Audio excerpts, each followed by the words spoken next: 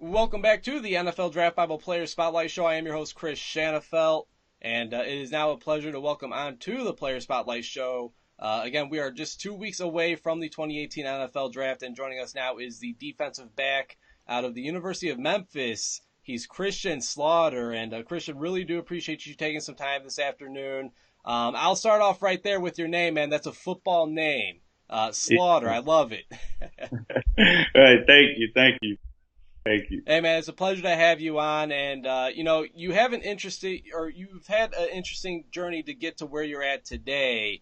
From NAIA football to big time Division One FBS football. Your collegiate career actually started out at Missouri Valley, in NAIA program, and here you are now leaving the University of Memphis.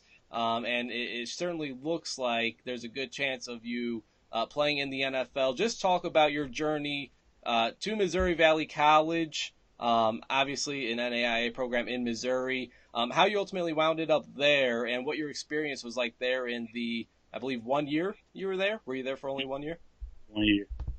Well, Missouri Valley, they were one of the few teams that took a chance on me after I couldn't score well on my ACT. So I went there because I felt like they gave me my opportunity. So I felt like I should at least give it a chance, give it a try, see how I would do there.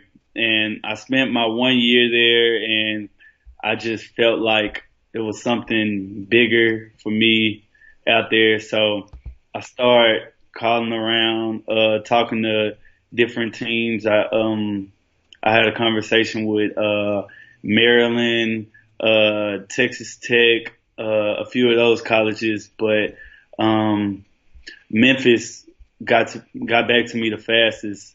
I did a lot of recruiting, seeing like who needed what teams needed DBs, and Memphis responded back to me the quickest. So I came and I walked on to Memphis. It was a tough process, but I eventually earned my way onto the field. Now, how nerve-wracking was that when you decided you're going to move on from Missouri Valley and kind of take a leap of faith? And it was a pretty big risk that you took to leave Missouri Valley to go play Division One. You felt that you had the talent and that you were good enough to play with the best of the best. And obviously, looking back now, that's exactly what you did. You had a lot of success in doing that. But I gotta think that was a lot tougher decision, in the moment than a lot of people may initially realize now, a couple years removed, seeing that it did work out for you. But that could have easily not have been the case. Oh yeah, definitely. It was definitely a tough process because knowing that an NAIA team was the only team that took a chance on me. If I got to Memphis and if I didn't believe in my abilities that I had, everything wouldn't have went as great as it did. It was definitely a tough process. I got through it with my family and friends, and I felt like I made the best move. But it was definitely a tough process going from NAIA to Memphis. Well, not only did you walk on at Memphis and ultimately make the team, you eventually were given the opportunity to earn a scholarship, and that's exactly what you did. They put you on scholarship. It's one thing to walk onto a Division One program and make the football team. It's another thing to earn a scholarship. Talk about that and what your emotions and what you took away from that moment, realizing that you were about to become a scholarship athlete and a scholarship athlete at a Division One program, doing what you love to do, play football as well. Oh man, that was a blessing. It was definitely a tough road, battling, trying to make a name for myself because of course I was a walk on, and trying like walking on was a tough process, but actually getting on the field and earning the scholarship, man, it was a blessing to just be noticed and getting to be a part of something special. It was definitely a blessing. Absolutely. Now, when you made this decision to walk on at Memphis, was that something that was even in your sight that eventually, this was a goal that I want to be a scholar, be on scholarship at the University of Memphis, or was it, what, my dream is to go play professional football. I want to go play at the, with the best of the best in the FBS at a great, in a great conference like you did. What was the scholarship even there in sight for you? I mean, was that something that was kind of on your radar, or was it something that kind of threw you off when it eventually came into fruition? Um, I knew if I did the proper things to get on the field, the scholarship would come. That wasn't really my main goal. My main goal was to be a part of the team, help the team, and I knew if I did my part that the scholarship would definitely come. Like my abilities would bring forth the scholarship, but my ultimate goal was to do my part on the team and just let everything else play out. Well, of course, playing in the AAC, you've been able to go up against some very talented, some very good football teams with some really good wide receivers as well, Christian. And I'm looking at your guys' schedule from this past season. You guys went 10-3, 7-0 at home. What's it about playing in front of the Memphis Tigers home fan base that helped you guys out? And obviously, it's not just again, fans have a great thing to do with that. I don't want to down talk the fans, but what was it about playing at home that you guys were so prepared and ready to take down anybody who came to Memphis? It was a culture. It was a culture built way before I even got to Memphis.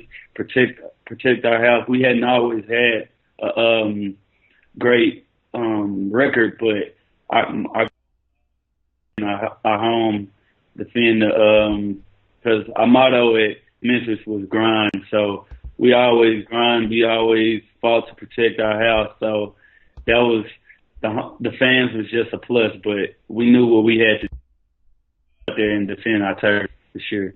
No doubt about it. And there's one game, or actually a couple games from this past season I'd like to point out. And the first one, Christian, I'm about 40 minutes away from the city of Chicago. I'm in Illinois. And you guys played Southern Illinois early on in the season, and it was a pretty close game. If I could just pull up the score here really quickly, 44-31. You guys did get the victory there at home. But for you, being somebody that has played at a lower division in the NAIA, now Southern Illinois, they're still a Division I program playing in the FCS. But what was it about that team that they were able to kind of keep it close and make it a game there in the fourth quarter? Oh, their team, they fought. They fought hard. They didn't come in there like an underdog. They came in there like they were the same level as us. They fought, and we did a good job of holding them off, but they did a great job of coming in there. They had a great game plan, and they played a pretty good game. We definitely respect them coming in there and voting their own. Now, I got to ask you about Central Florida, the team that are they're the so-called national champs. Of course, they did end up winning the division. I mean, in a very very close championship game that went into double overtime. How tough was that to see? I mean, obviously this was a team that they battled all year long. A lot of people kept looking at them as an underdog, and then here they are, matched up right against you guys in the conference championship game.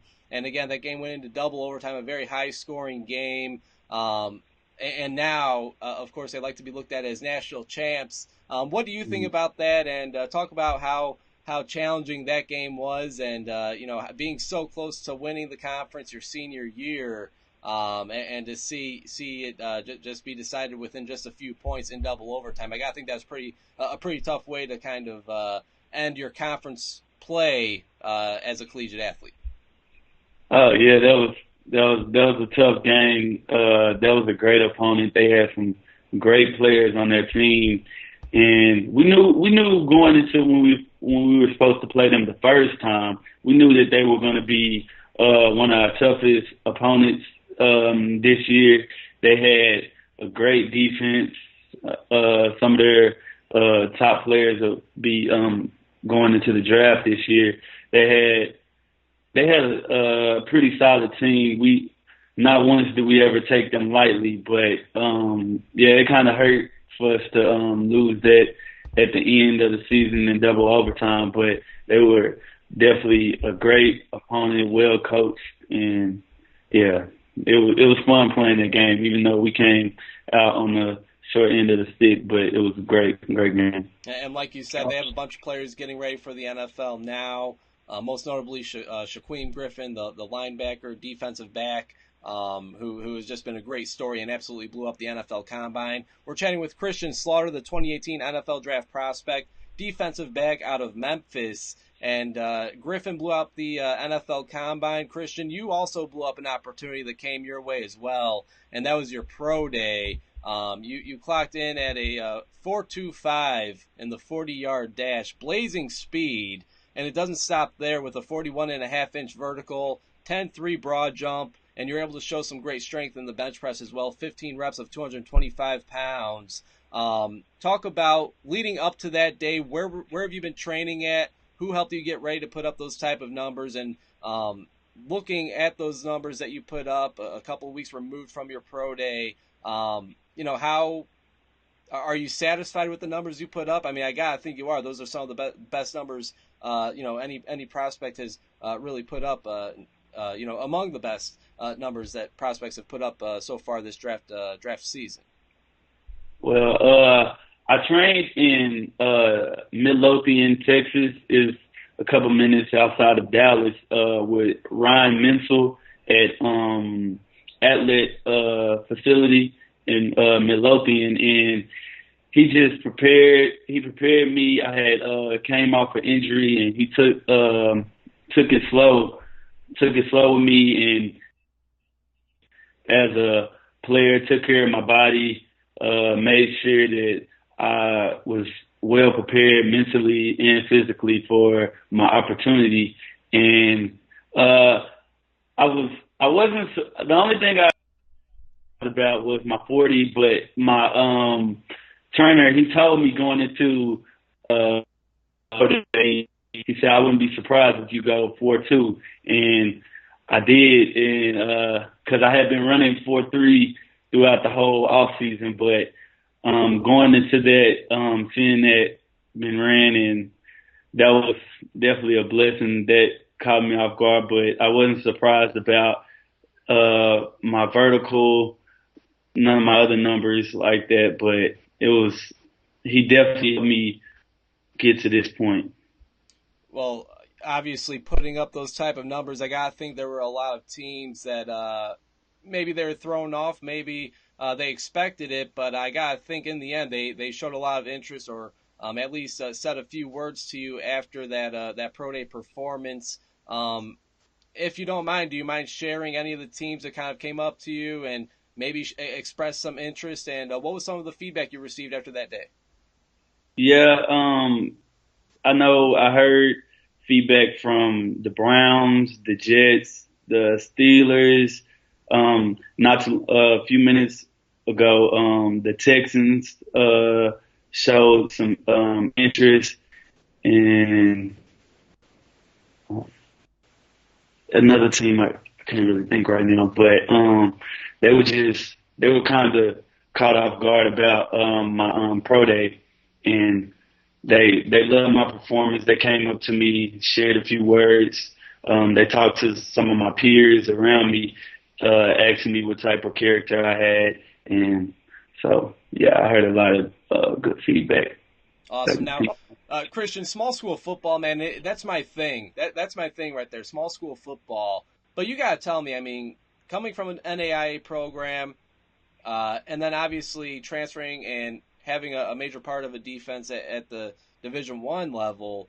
But again, starting your collegiate career at an NAIA program, I mean, when does it start to hit you that, you know what, my dream is to make it to the NFL, but obviously that doesn't happen. That doesn't work for everybody. When did it hit you though that you had a legit chance of furthering your football career and maybe making this into an everyday job?